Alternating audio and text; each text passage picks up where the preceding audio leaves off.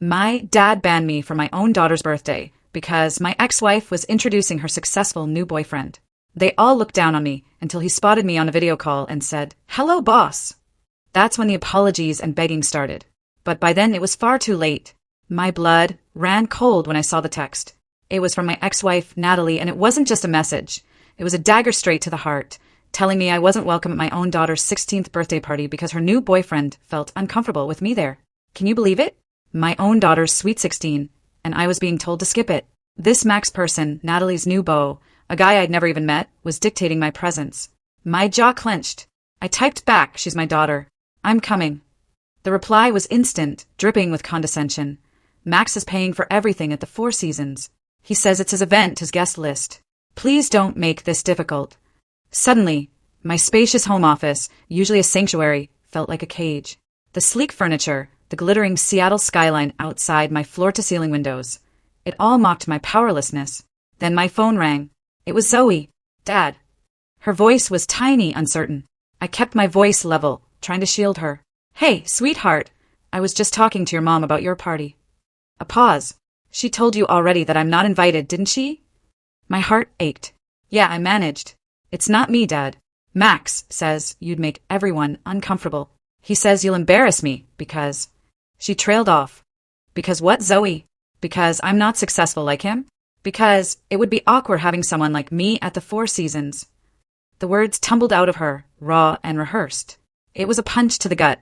For 3 years since the divorce, I deliberately maintained the appearance of a struggling small business owner. It was a choice, yes, but it had cost me my daughter's respect. "I see," I said quietly, the pain lancing through my chest. "And what do you think?" Another pause. "Mom says you never amounted to anything. That you wasted your potential." I closed my eyes. Natalie and everyone else had no idea. No one knew my real life, except my inner circle. "I'm sorry, Dad," Zoe continued, her voice cracking. "Max bought me a car for my birthday. He says I shouldn't waste time with losers." "And you believe that?" I asked. I don't know what to believe anymore. She hung up. I sat there, staring at my reflection in the dark computer screen. At 42, I still looked formidable. 6 feet 2 inches, broad shoulders, the physique of someone who never missed a workout. My dark hair was just starting to gray at the temples, giving me what my business associates called a distinguished look. 3 years ago, when Natalie left, taking 13-year-old Zoe, she thought she was leaving a failing businessman. She had no idea. My struggles were a calculated move. I had secretly built Thorne Innovations into a tech empire valued at over $2 billion. Only a select few knew that Barrett Thorne Consulting was just a front for my vast holdings. My real wealth, my real power, was hidden behind shell companies and discreet investments. A protective measure that began during our marriage when I saw Natalie's growing materialism. My assistant's voice crackled over the intercom. "Mr. Thorne, Lyle is here." Lyle Garrison, my head of security, a former Army Ranger, walked in. "You look like hell," he observed. I told him. "Natalie banned me from Zoe's birthday. Her new boyfriend doesn't want failures, like me embarrassing them at the Four Seasons." Lyle's expression darkened. "That's cold. What are you going to do about it?" I stood and walked to the window. The Seattle skyline, where I owned 3 of the buildings visible from my office, sprawled before me. "Nothing yet," I said, turning back to Lyle with a smile that didn't reach my eyes. "But I think it's time I met this Max person. The past and the leverage. I met Natalie Kingston during our junior year at Washington State University. We clicked instantly. I was the ambitious business major. She was the vivacious future PR executive. "You're different," she told me once. "Most guys talk about what they'll do someday. You talk like you're already doing it." That confidence, my work ethic, the spark in my eyes, it all attracted her. What I didn't know then was that she was primarily attracted to potential, specifically the potential for wealth. We married 2 years after graduation. My first tech startup folded during the dot-com crash, taking our savings with it. Natalie stood by me, but something shifted. The admiration dimmed, replaced by a constant evaluation. Zoe's birth temporarily unified us. I took odd consulting jobs while secretly rebuilding, laying the foundation for Thorne Innovations. I worked brutal hours, often sleeping at a small downtown office. "You're never here," Natalie would complain. "What kind of father are you becoming?" "I'm building something for us," I'd reply. "For Zoe's future." What I didn't tell her was how incredibly well my new business model was working. By the time Zoe was 5, I had silent ownership in 3 successful tech companies.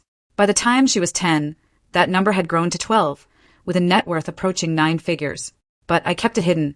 I was disturbed by the changes in Natalie, her fascination with luxury brands, her new friends, all wealthy wives with wealthy husbands, her increasing dissatisfaction with our modest life. The Mendozes just bought a summer home in the Hamptons, she'd say over dinner. Or Carol's husband took her to Paris for their anniversary. So I created a paper mask. I was the struggling consultant, still trying to find my footing. I drove a 3-year-old Audi instead of the Bentley I could afford. Our house was comfortable, not extravagant. I claimed business failures when I was actually orchestrating massive deals through proxies and shell companies. Then came the final straw. When Zoe was 13, Natalie came home from a charity gala. "I met someone tonight," she announced, standing in our bedroom doorway. "His name is Maxwell Holloway. He owns Holloway Development Group." I recognized the name, a mid-sized property development company. "That's nice," I said, returning to my paperwork. "He asked me to dinner." I said yes. I set down my pen. "You're married." "Am I?" Natalie laughed bitterly. "To what? A man who's never here, who can't give his family the life they deserve, who's going nowhere while all our friends succeed. I'm tired of making excuses for you at parties. Tired of watching other women get the life I deserved." A month later, she moved out, taking Zoe. The divorce was brutal but quick. I let her believe what she wanted about my finances, paying a reasonable but not extravagant settlement. Natalie walked away thinking she'd escaped a failed husband, never realizing the fortune she'd left behind. Within 6 months, she was publicly dating Max Holloway. And within a year, I had quietly acquired controlling interest in 3 companies that did essential business with Holloway Development Group. I never used this leverage. I simply held it, waiting, patient, calculating, until now. The Phantom Empire and the plan. She actually called you a loser to your face? Flynn Rivera, my business partner and the public face of our ventures, paced my private office at Thorn Tower. "Not directly," I replied, swirling the scotch in my glass, "but she's been filling Zoe's head with it for years." Flynn stopped. "It's been 3 years, man. Maybe it's time to drop the disguise, at least with Zoe." I stared out at the view, from the 47th floor, my tower, my city. I wanted to see who would stand by me when they thought I had nothing. Flynn said softly, "And now you know." I nodded, pain flashing across my features before the mask of control returned. "Now I know." My phone buzzed. A text from Ava. "Research on Maxwell Holloway complete. Files uploaded to your secure server." "Let's see what we're dealing with," I murmured, opening my laptop. The file was comprehensive. Maxwell Holloway, 45, CEO of Holloway Development Group, divorced twice. Company valued at approximately $75 million. Substantial, but a fraction of Thorn Innovation's worth. Known for flashy developments, celebrity connections, and aggressive tactics. Most importantly, Holloway Development Group was seeking financing for a major Seattle waterfront project, their biggest ever. And, unknown to Holloway, the lending consortium they were negotiating with was controlled by one of my shell companies. "He's leveraged to his eyeballs," Flynn observed, reading over my shoulder. "One failed project away from trouble." I stared at a photo of Max, tall, fake-tanned, with 2 perfect veneered teeth and the smug expression of a man who'd never faced real consequences. "And there's more," Flynn continued. "Holloway Development just put in a bid to acquire the Westlake Center property. Guess who owns the holding company that controls it?" I smiled thinly. "That would be me." "This guy has no idea he's been swimming in your pond." "No," I said quietly. "He doesn't." My phone rang. Zoe again. "Dad." Her voice was hushed. "I'm sorry about earlier. Max and Mom were right there." "It's okay, sweetheart," I said, softening my tone. "What's going on?" "Mom said I can at least video call you during the party on Saturday." She paused. "I want you there, Dad. I don't care what Max is." I exchanged a glance with Flynn. "I want to be there too, Zoe. We'll figure something out." After we hung up, Flynn raised an eyebrow. "Video call? That could be interesting." "Very interesting," I agreed, my mind already racing, especially if Max happens to be in frame when I answer. Later that evening, reviewing acquisition proposals, my secure line rang. It was Lyle. "Got something you should know," he said. "Holloway's been asking questions about you around town." I set down my pen. "What kind of questions?" "Basic background checks. Seems like he's trying to verify your loser status before the big party. Making sure you're as insignificant as Natalie claims." Interesting timing, I mused. He's been dating my ex-wife for years, but only now decides to check me out. There's more, Lyle continued. The reason is the Westlake deal. Your name came up peripherally in some paperwork, and he's suddenly paranoid about connections he can't explain. A slow smile spread across my face. So Max doesn't want me at the party because he thinks I'm a nobody, but he's also worried I might be somebody. Pretty much. What's your play here, boss? Lyle asked. I leaned back in my chair, the plans crystallizing. For 3 years I've been invisible, Lyle. I think it's time to step into the light. Selectively. The video call was the perfect opportunity. Give me everything on Holloway's current projects, especially the waterfront development. I want to know every investor, every contractor, every permit application. After hanging up, I opened my safe and removed a file labeled Contingency. Inside was a detailed strategy I'd created years ago but never implemented. A systematic approach to revealing my true identity and status in ways that would maximize impact on specific targets. It was initially a business tactic. Now, it would serve a more personal purpose. I updated the file with notes about the upcoming birthday party and video call. Then I emailed my attorneys, instructing them to prepare for significant business moves. As I worked late into the night, a text from Natalie arrived. Please don't make a scene about the party. Max is very particular about his social circle. It would be embarrassing for everyone if you try to come. I didn't reply. Instead, I pulled up the real estate record for Natalie and Max's current residence, a $3.2 million waterfront home on Mercer Island. Property taxes were coming due next month, I noted, and the mortgage holder was a bank my investment group had recently acquired. Small details, useful details. The pieces were falling into place. The reveal Saturday arrived with Seattle's typical autumn drizzle. I spent the morning in my home gym, working off the tension. By noon, I was showered and dressed in a custom charcoal suit. A stark contrast to the casual attire I usually wore around Natalie or Zoe. My phone chimed with a text from Zoe. Party starting. We'll call at 3. Miss you, Dad. I smiled at the small victory. Despite everything, our bond remained, albeit strained by Natalie's influence and my necessary deceptions. At 2:45, I settled into my home office. I'd arranged the background carefully, subtle but unmistakable signs of wealth and power. A rare painting partially visible, built-in bookshelves with leather-bound first editions, a window view of Elliott Bay and the Olympic Mountains. My laptop chimed at precisely 3 o'clock. I took a deep breath and accepted the video call. Zoe's face filled the screen. She was in the venue's restroom, her hair and makeup carefully styled. Clearly Natalie's doing. Dad, happy not being at my birthday, she attempted to joke. Happy birthday, sweetheart, I replied warmly. You look beautiful. Thanks, she said, her smile faltering. I wish you were here. Me too. How's the party? Boring. Mom invited all these people I barely know.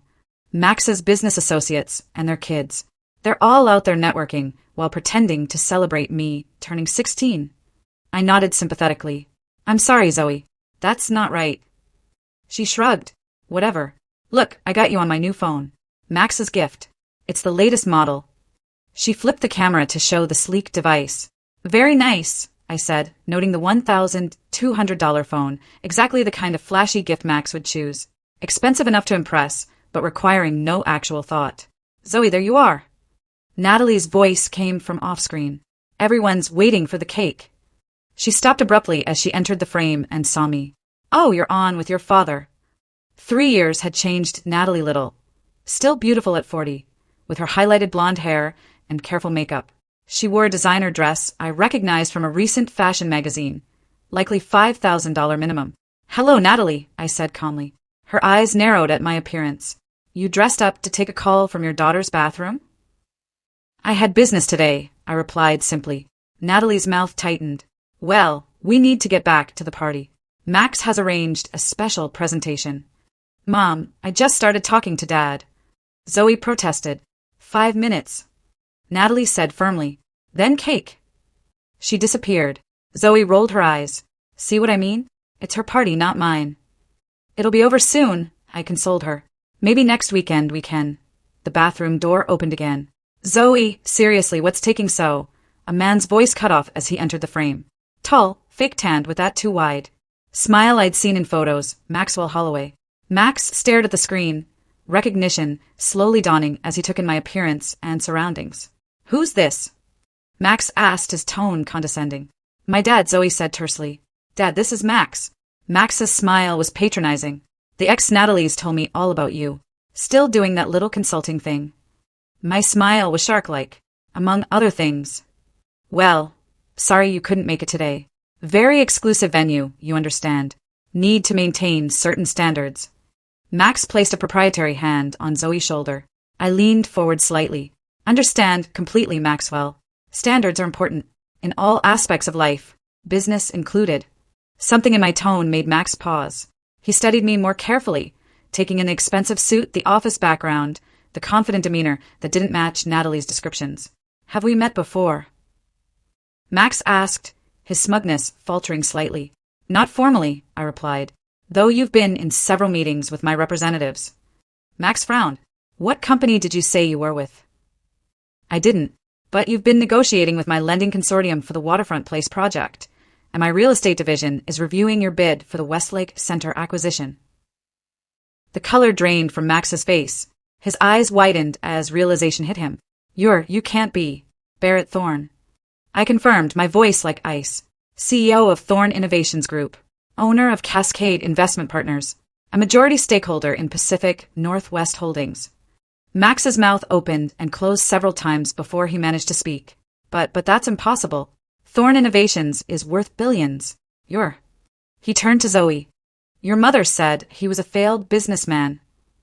Zoe looked between Max and the screen, confusion evident. Dad, what's going on? Before I could respond, Max blurted out, Hello, boss. I had no idea. There must be some misunderstanding. Natalie appeared behind them, irritation on her face.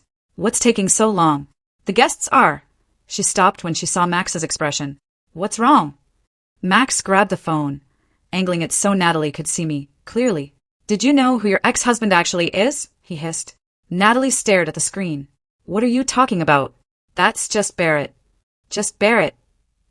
Max laughed, a high, nervous sound.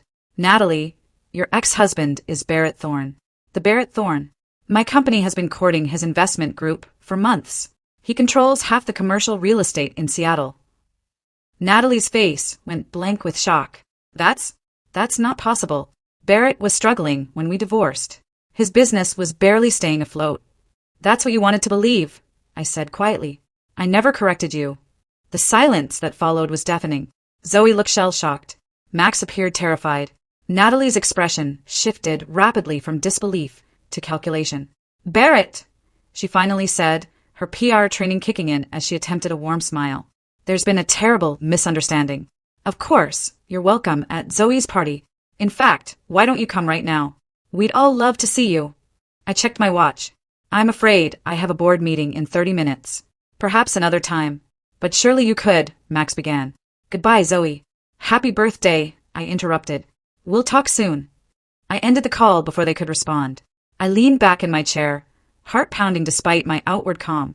The moment of revelation had arrived sooner than I planned, but the shocked expressions on their faces had been worth the wait. My phone immediately lit up with texts. From Natalie, we need to talk. Call me ASAP.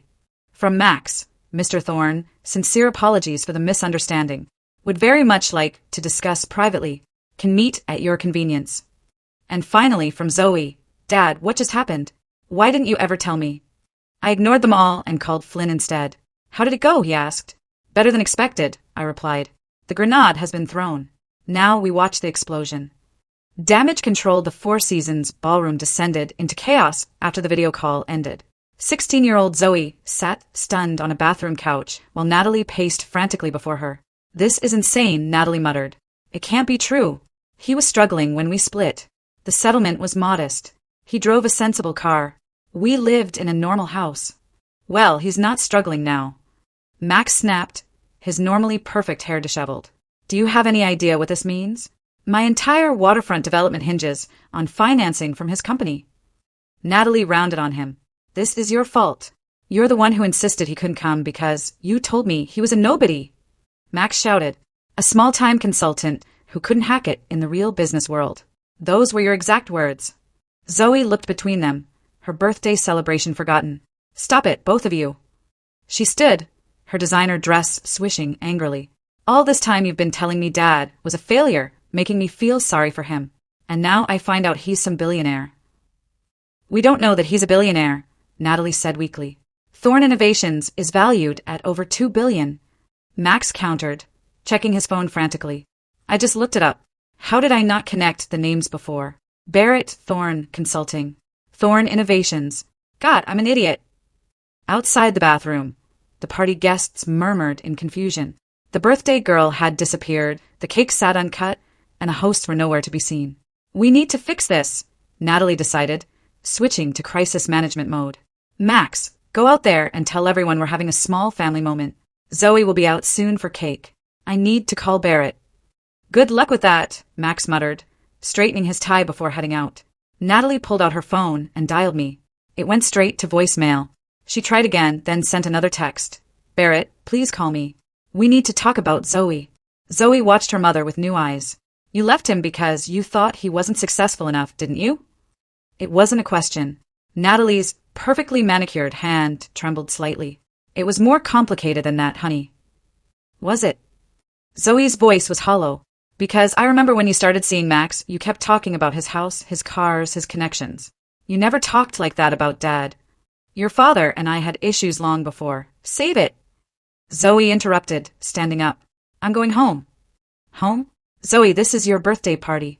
There are 50 people out there. Your friends. Max's business contacts. Not mine, Zoe grabbed her purse. I'm calling an Uber. Don't be ridiculous.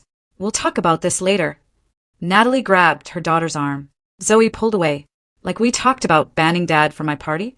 Or how about all those times you told me not to expect much from him for birthdays and Christmas because he simply can't afford it? Natalie flinched. I was trying to manage your expectations. Well, consider my expectations completely unmanaged. Zoe stalked out of the bathroom, leaving her mother staring after her. Meanwhile, across town, I sat in my office with Flynn and Lyle, watching the fallout on multiple screens. One showed my phone with incoming messages.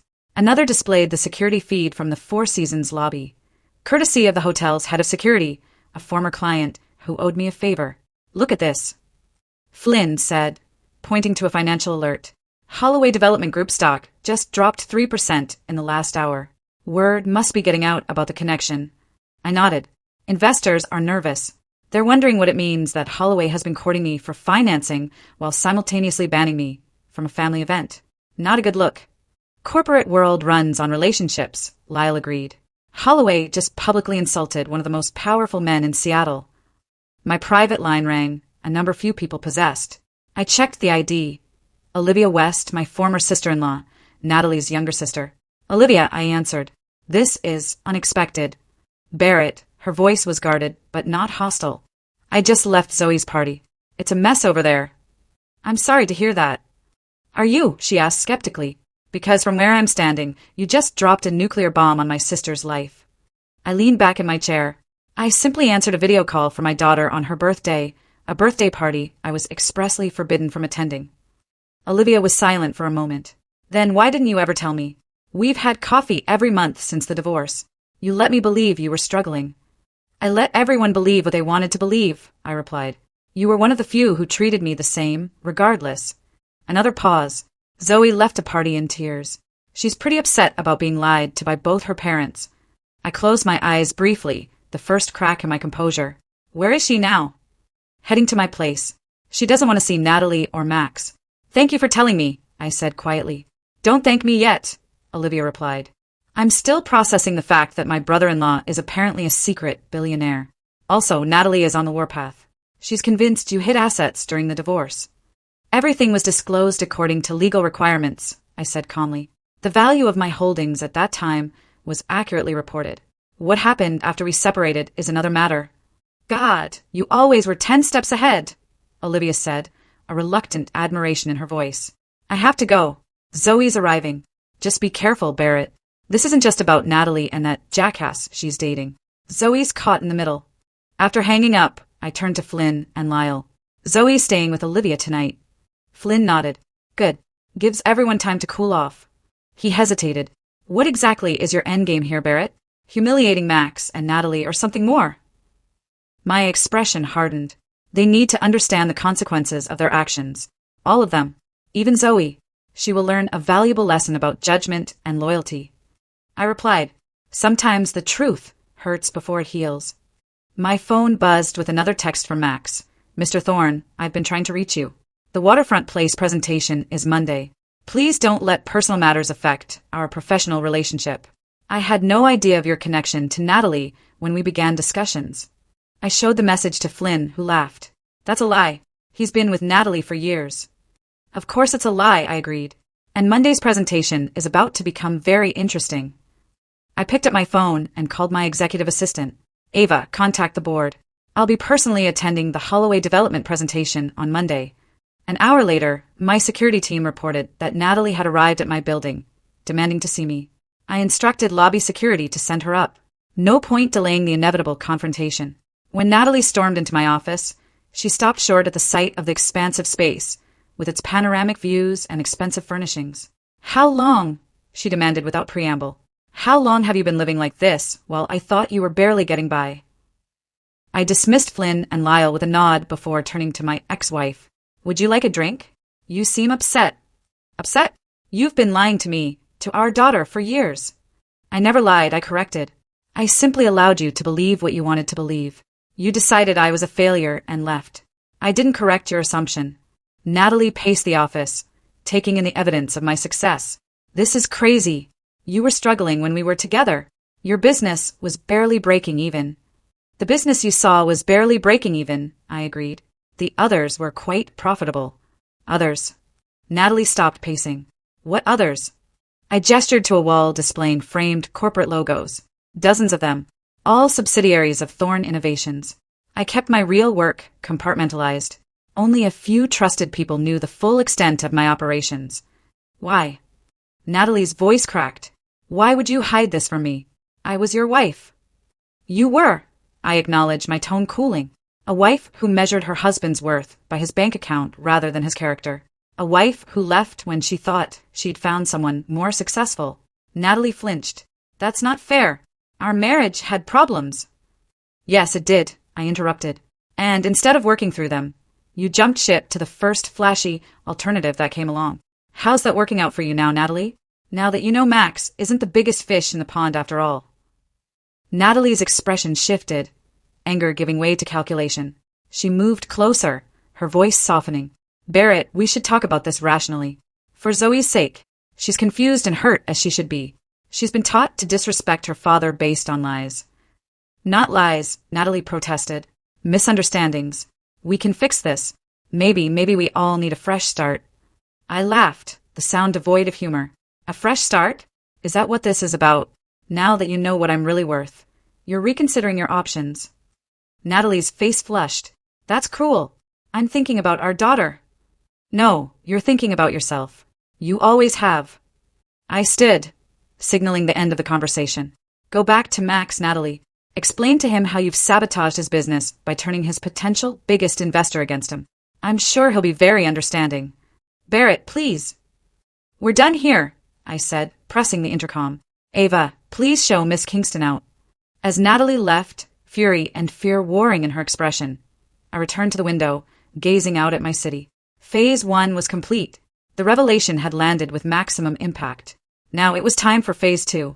The Iron Fist Monday morning arrived with dark clouds and a sense of impending doom at Holloway Development Group headquarters. Max Holloway had barely slept all weekend, alternating between desperate attempts to reach me and frantic meetings with his executive team. The Waterfront Place project was Holloway's most ambitious development to date, a $120 million mixed-use complex that would either cement his legacy or destroy his company. And the primary financing, a $75 million package he'd spent months negotiating, came through Cascade Investment Partners, my company.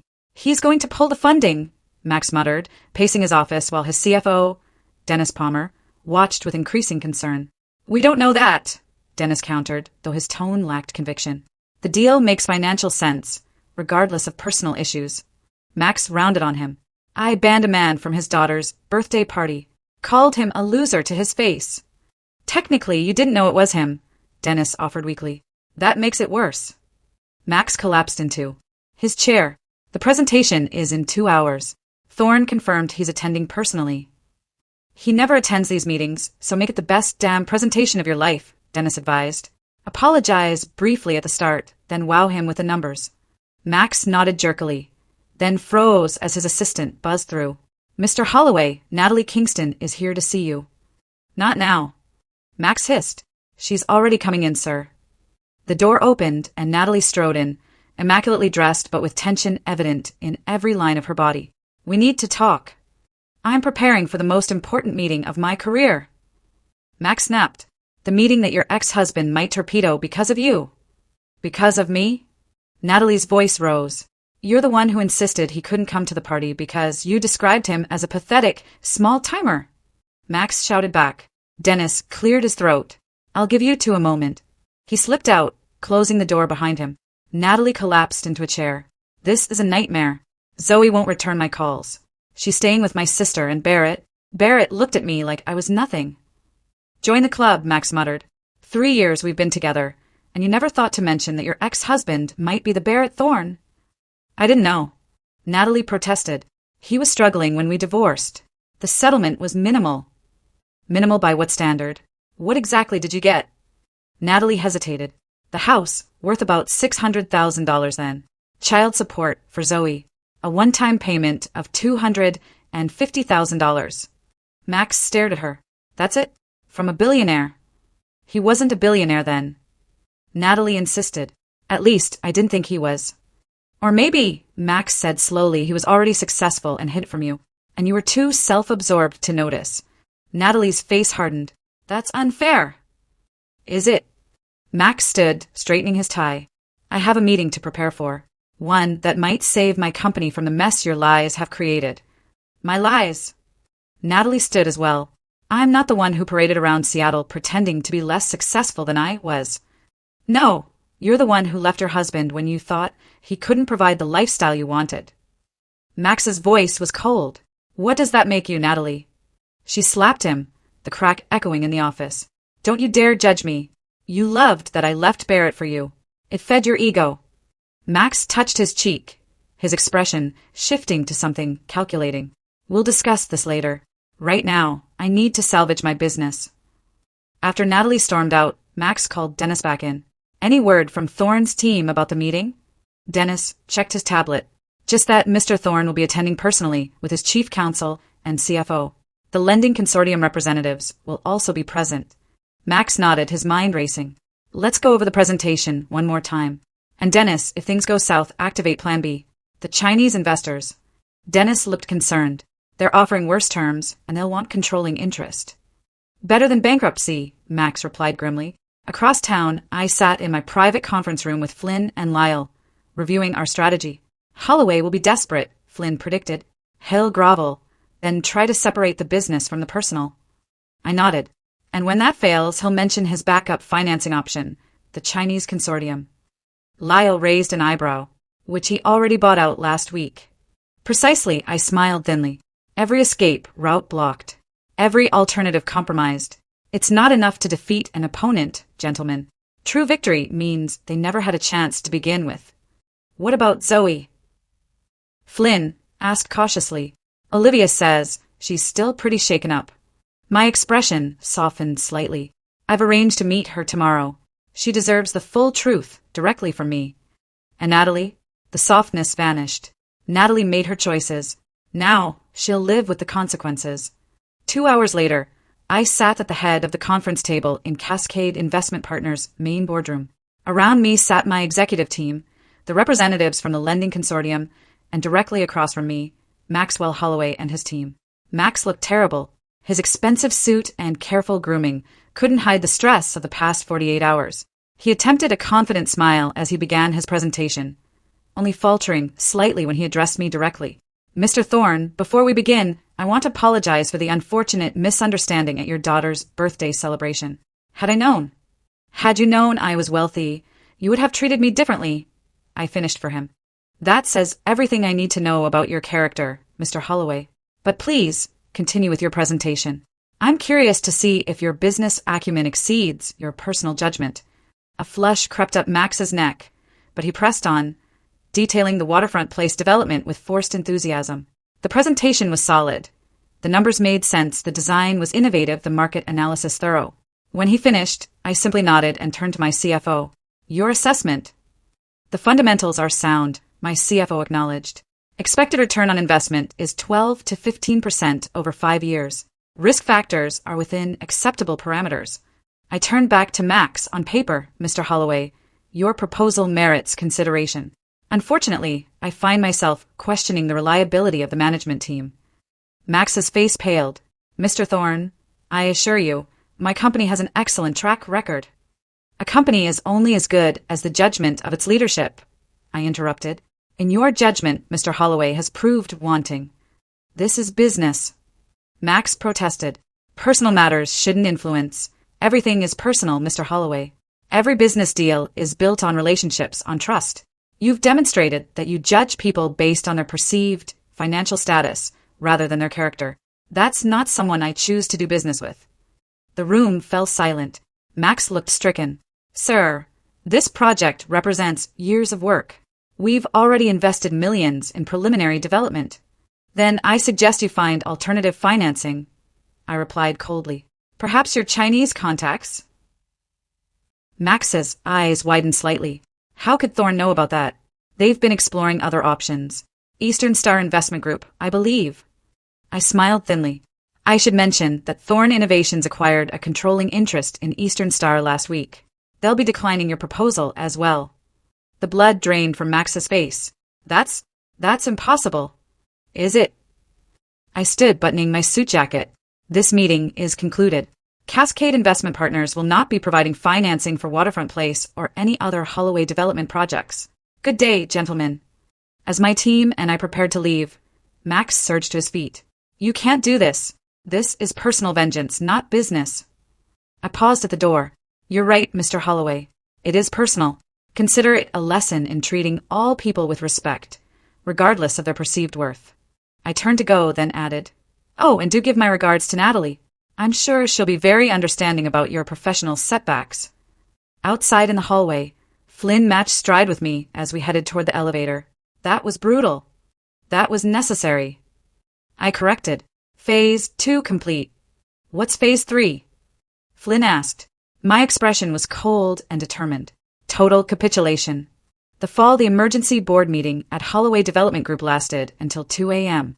By morning, business news channels were reporting that Maxwell Holloway had been voted out as CEO by his own board of directors. The company's stock had plummeted 40% in 2 days, with major projects stalled and investors fleeing. I watched the coverage from my office, expression impassive, as financial analysts dissected Holloway's downfall. Sources close to the company suggest the collapse of financing for the Waterfront Place project triggered a cascade of failures, the CNBC reporter explained. Major investor Barrett Thorne of Thorne Innovations Group withdrew support unexpectedly, prompting other backers to reconsider their positions. Flynn entered with coffee, nodding toward the screen. They're calling it the Holloway implosion. Fastest corporate downfall in Seattle since the dot-com crash. Any word on Max himself? I asked. Holed up at his lake house. Not taking calls. Flynn hesitated. Natalie's been trying to reach you. 11 messages since last night. I nodded. And Zoe? Still with Olivia. She's watching all this unfold from a distance. My intercom buzzed. Mr. Thorne, Ava announced. The Holloway Development Group board is online. They're requesting an urgent meeting. I exchanged a glance with Flynn. Right on schedule. Put them through. The board chairman's voice was tense. Mr. Thorne, in light of recent changes in leadership, we were hoping to discuss the possibility of reviving discussions about the Waterfront Place financing. I see, I replied coolly. And what assurances can you provide that the new management will demonstrate better judgment than Mr. Holloway? We've appointed Thomas Reed as interim CEO. He's eager to meet with you personally to discuss a path forward. Very well. 3 o'clock today in my office. After hanging up, I turned to Flynn. Thomas Reed was Holloway's CFO, correct? Flynn nodded. Been with the company 15 years. Respected in the industry. No personal connection to your situation with Natalie or Max. Perfect, I murmured. Phase 3 proceeds. Throughout the day, I monitored the fallout. Max's ouster dominated local business news. Financial analysts dissected Holloway Development's precarious position. Social media buzzed with rumors about the connection between me, Max, and Natalie. At 1:30, Natalie arrived unannounced at Thorne Tower, demanding to see me. Security called up for instructions. Send her to conference room B, I directed. I'll meet her there. When I entered the conference room, Natalie was pacing frantically. She looked disheveled, her usual perfect appearance fraying at the edges. You've destroyed him, she accused without preamble. The board fired Max. The bank is foreclosing on our house. His assets are frozen. I sat calmly. I've done nothing illegal or unethical. I declined to finance a project led by someone whose judgment I couldn't trust. Others made their own decisions. This is vindictive. Natalie cried. You're punishing him. Punishing us because I left you. No, Natalie, I corrected. I'm allowing natural consequences to unfold. Max built his business on appearances and connections rather than solid fundamentals. One setback shouldn't cause a complete collapse unless the foundation was already weak. What do you want? Natalie demanded. Money? An apology? Tell me what will make this stop. I studied her with clinical detachment. There is nothing you can offer that would interest me, Natalie. Not anymore. What about Zoe? Natalie tried a different angle. She's watching her mother's life implode. Is that what you want for your daughter? Zoe is watching the consequences of poor choices, I replied. It's an important lesson. Natalie collapsed into a chair, the fight suddenly leaving her. I didn't know Barrett. I truly didn't know you were successful when I left. Would it have made a difference? I asked quietly. If you'd known I was wealthy, would you have stayed? Natalie opened her mouth, then closed it again, unable to answer. That's what I thought, I said. You didn't leave because our marriage had problems, Natalie. You left because you thought you found a more profitable alternative. And now that alternative has proven disappointing. So this is my punishment. Natalie whispered. Financial ruin? Public humiliation. This is reality, I corrected. Reality without the cushion of my protection. You chose this path, Natalie. Now you get to walk it. I have nothing left, she said, voice breaking. Max is blaming me for everything. We're losing the house. My friends won't return my calls. You have exactly what you had when you left me, I pointed out. The settlement was fair. The house I bought you is paid for. You have skills and education. What you don't have is the lifestyle that Max's money provided. Money he didn't actually have, as it turns out. Natalie stared at me, a dawning realization in her eyes. You're not going to help me, are you? No matter what I say or do. No, I confirmed. I'm not. Not even for Zoe's sake. Zoe is nearly an adult. She'll always have my support. But you, Natalie, you made your choices. I respected those choices for 3 years. I kept my distance. I allowed you to build your new life with Max. It was only when you both actively disrespected me, banned me from my own daughter's celebration, that I responded. Natalie was quiet for a long moment. Then what happens now? Now, I stood. I have a meeting with Holloway Development Group's board of directors. They're very eager to discuss financing options with me. Without Max, of course. You're going to save his company after destroying him? Natalie asked incredulously. I'm going to acquire his company, I corrected, at a significant discount. It's a sound business decision. And us? Me and Zoe. Zoe will always be my daughter. She'll want for nothing. I moved toward the door.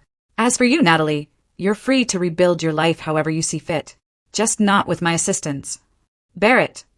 Natalie called as I reached the door. I'm sorry. For what it's worth, I'm truly sorry. I paused, my back to her. Your apology is noted, Natalie. But as you once taught me, some things can't be forgiven. At 3 p.m. sharp, I met with the Holloway Development Board. The directors were deferential, almost obsequious, as they presented their revised proposal for Waterfront Place. Thomas Reed, the interim CEO, outlined changes to the management structure and financing approach. We've removed all of Mr. Holloway's personal projects from the development pipeline, Reed explained, focusing only on ventures with proven market demand and realistic financial models. I nodded, reviewing the revised projections and Mr. Holloway's equity position. The board has agreed to a buyout of his shares, Reed replied. Given the current valuation, it's a modest package. I see, I said. And what would the board's position be on an acquisition offer for the entire company? The directors exchanged glances. We would be open to discussing such an offer, the chairman said carefully. I smiled thinly. Excellent. My team will provide terms this evening. I suggest you review them promptly. As the directors filed out, Flynn entered with a tablet. I assume we're moving forward with the acquisition. I nodded. Prepare the offer. 50 cents on the dollar of last week's valuation. Non-negotiable. And Flynn, make sure the terms specify that all current executives must resign upon completion, except for Thomas Reed. Cleaning house completely? New ownership, new beginning, I replied. No connections to the past. Later that evening, as I worked in my home office, my secure line rang. It was Olivia. I thought you should know, she said without preamble. Zoe's decided to move in with me permanently. She doesn't want to live with Natalie anymore. I set down my pen. Is she certain? That's a significant decision. She's been watching everything unfold, Olivia replied. The news about Max, Natalie's meltdown, your acquisition of Holloway Development. She's connecting the dots, and she's impressed by your strategic thinking, but disturbed by your ruthlessness, Olivia said bluntly. Her words, not mine. I was silent for a moment. Is she afraid of me? Not afraid, Olivia clarified. But she's seeing a side of you she never knew existed. It's a lot to process. I never wanted to hurt her, I said quietly. I know that, Olivia assured him. And deep down, so does she. But bear it, this scorched earth approach. It's affecting more than just Natalie and Max. It was necessary, I insisted. Was it? Olivia challenged. Or has this become about proving something to yourself? About making sure everyone knows Barrett Thorne is not a man to be crossed? I had no immediate answer. Just think about that, Olivia continued more gently. Zoe wants to have dinner with you tomorrow. Just the two of you. She has questions. Of course, I agreed. Tell her to name the time and place. After hanging up, I stood at my window for a long time, staring out at the city lights. For the first time since this began, doubt crept into my mind. Had I gone too far? Had my pursuit of justice become simple vengeance? My phone chimed with a news alert. Breaking. Holloway Development Group. Board accepts Thorne Innovations acquisition offer. I closed my eyes briefly. Phase 3 complete. Total capitulation achieved. So why didn't it feel like victory? No forgiveness. Zoe chose a small Italian restaurant for our dinner. The same place I used to take her for birthday celebrations when she was younger. It was a deliberate choice, I recognized, a reminder of simpler times. She was already seated when I arrived, wearing a simple sweater and jeans rather than the designer clothes Natalie preferred. Her expression was guarded, but not hostile. Thanks for coming, I said, taking the seat across from her. I want to understand, Zoe replied directly. All of it. No more secrets or half-truths. I nodded. Ask me anything. When did you actually become successful? Before or after Mom left? Both, I answered. I was already building something substantial while we were married, but I kept it compartmentalized. The real growth happened after the divorce. Why hide it from her? From everyone. I considered my answer carefully. I saw how wealth changed people around me. Friends became sycophants. Business associates became opportunists. Your mother became increasingly focused on appearances and status. So you tested her? Zoe's tone was neutral. In a way, I acknowledged. I wanted to know if she loved me, or the lifestyle she thought I could provide. And she failed the test. She made her choice, I said simply. Zoe was quiet for a moment, turning her water glass slowly. The company you just bought, Max's company, what happens to it now? It becomes a subsidiary of Thorne Innovations. We'll complete the viable projects, wind down the others. The good employees will keep their jobs. The name will change. And Max himself? He's out completely. The acquisition terms excluded him from any ongoing role or benefit. Zoe nodded, processing this. And Mom? That's between her and Max, I replied. My understanding is that their relationship has deteriorated. That's one way to put it, Zoe said with a hint of bitterness. She called me crying every day. Their house is in foreclosure. Her friends have abandoned her. It's like watching someone's life implode in real time. I studied my daughter carefully. Does that bother you? Of course it bothers me. Zoe's composure cracked slightly. She's still my mother, Dad, no matter what she did to you. I haven't done anything to her directly, I pointed out. I simply stopped protecting her from the consequences of her choices. By systematically destroying her boyfriend's life and company. By declining to do business with someone who demonstrated poor character and judgment. I corrected. Everything else followed naturally. Zoe looked at me intently. This wasn't just business, Dad. Be honest with me. This was personal. I met her gaze. Yes, I admitted. It was personal. When Max banned me from your birthday, it crossed a line. Not because of my ego, but but because he tried to sever my connection to you, my daughter, that I could not forgive. And Mom, can you forgive her? I was silent for a long moment. No, I finally said. I can't. Even if she's truly sorry, even if she's learned her lesson, some betrayals run too deep. Some choices have permanent consequences. Zoe looked down at her untouched meal. She wants to meet with you, to apologize properly. She thinks if you just talk. It won't change anything, I interrupted gently. I don't hate your mother, Zoe. I don't wish her ill, but I don't forgive her either, and I never will. That seems harsh. It's honest, I countered. Would you prefer I pretend forgiveness I don't feel? Zoe sighed heavily. I don't know what I want. Everything's changed so fast. 2 weeks ago, I thought my dad was a struggling consultant and my mom was happily dating a successful developer. Now you see the reality behind the facade, I finished. It's not easy, I know. What about Max? Zoe asked. He came to Olivia's yesterday looking for Mom. He was broken, Dad, literally begging for help. And Olivia sent him away. Zoe studied my face. He might lose everything. His reputation, his career, his home. Does that satisfy you? My expression remained calm. It's not about satisfaction, Zoe. It's about justice. Justice or revenge? Perhaps both, I admitted. Max chose to judge me based solely on my perceived financial status. He treated me with contempt when he thought I was beneath him. Now he learns what true power actually looks like. Zoe was quiet for a long time. You know, Mom always said you were cold when it came to business. That underneath the charm was something unyielding. I never believed her until now. I didn't flinch from her assessment. In business, as in life, clarity is essential. Max and your mother made their choices with clear eyes. Now they face the consequences with equal clarity. And me? Zoe asked quietly.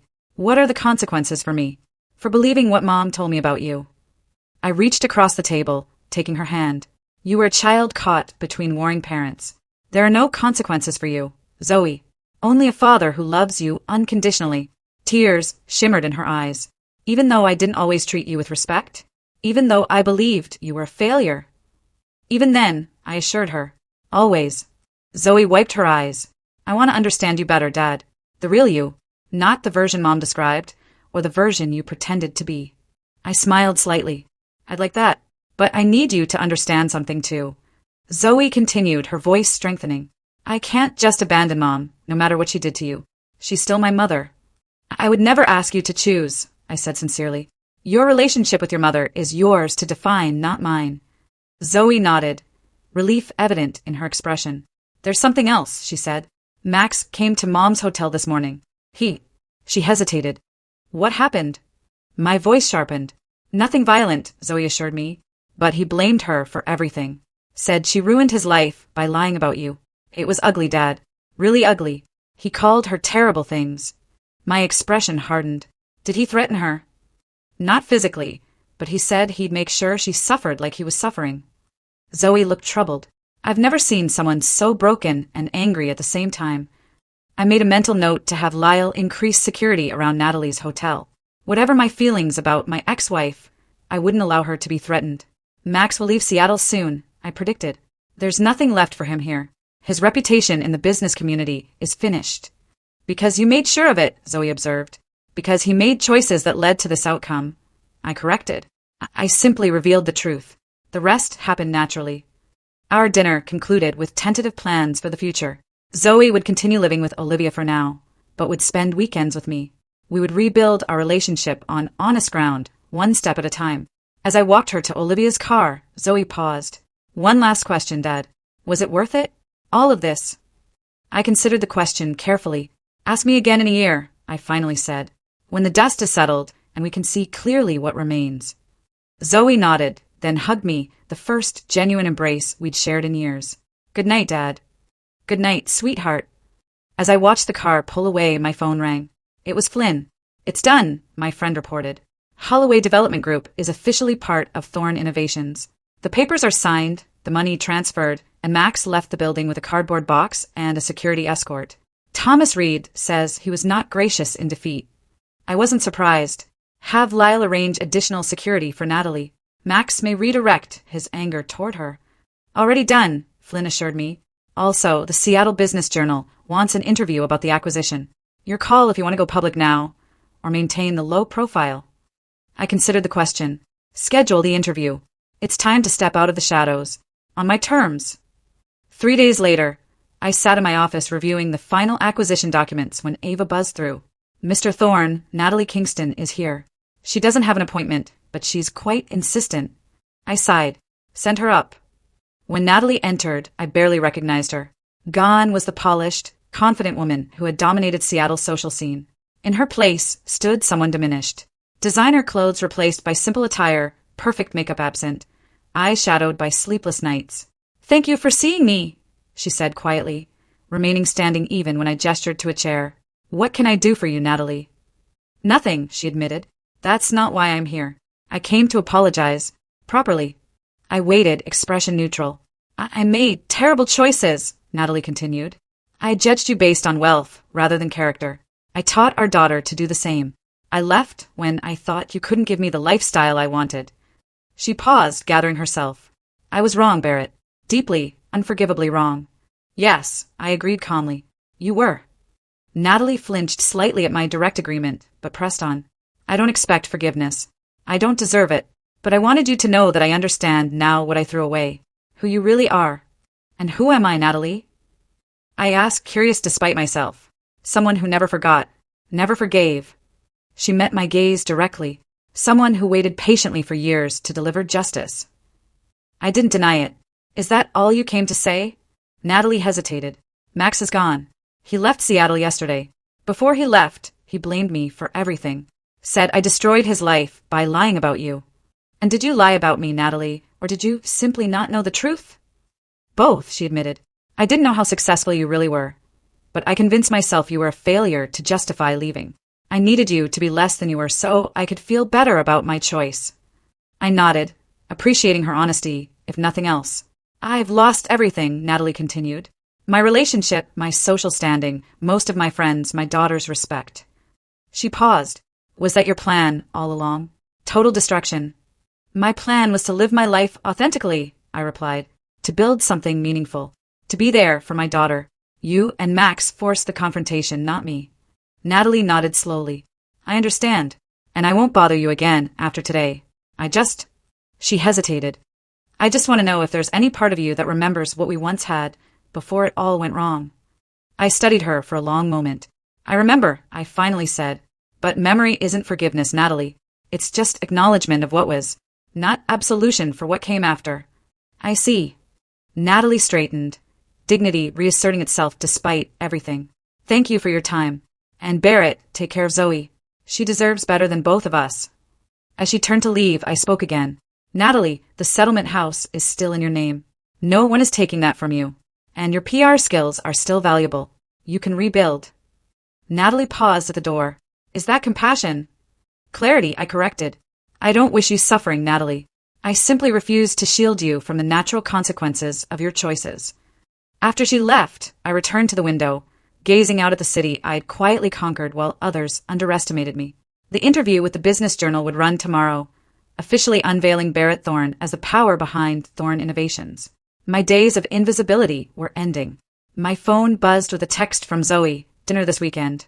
My treat this time. I smiled, the first genuine smile in weeks. I'd like that, I replied.